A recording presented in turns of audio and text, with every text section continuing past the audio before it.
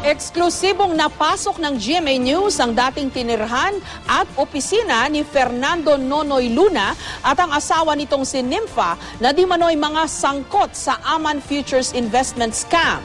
Nilimas daw ng mga galit na investor ang mga gamit sa bahay. May report si Ian Cruz. Matapos pahintulutan ng may-ari, napasok ng GMA News ang compound kung saan nag-operate ang Aman Futures Group sa Pagadian City.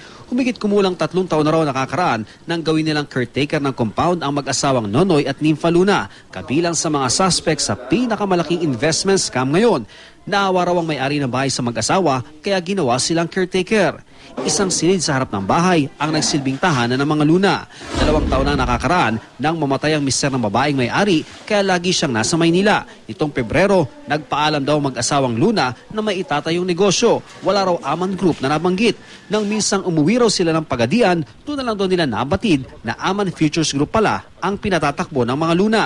Nang tumakas ang mga Luna noong September 26, nang bumagsak operasyon ng Aman Group, dala umano nila ang pera ng mga investor. Sa gilid ng dating opisina, makikita ang 2 kahadiyero na ginamit daw sa operasyon ng Aman Group. Ginamitan daw ito ng acetylene ng mga galit na investor nang mabatid na tumakas na ang mga taga-Aman. Pero wala raw nakuha ang pera sa mga kaha.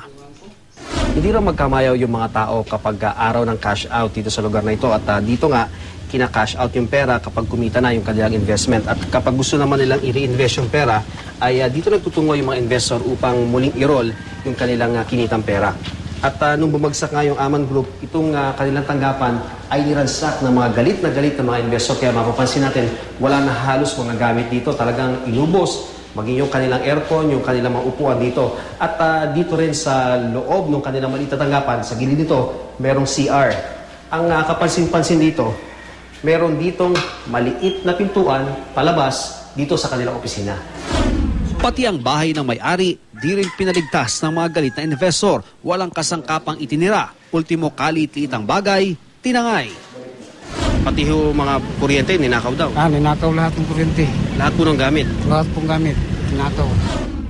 Nagpaskil na ng mga tarpaulin na nagsasaad na private property, no trespassing sa paligid ng compound ang may-ari ng bahay. Sana raw mabatid ng lahat ang tunay na may-ari, biktima rin ng Aman Group. Mula rito sa Pagadian City, Ian Cruz, GMA News.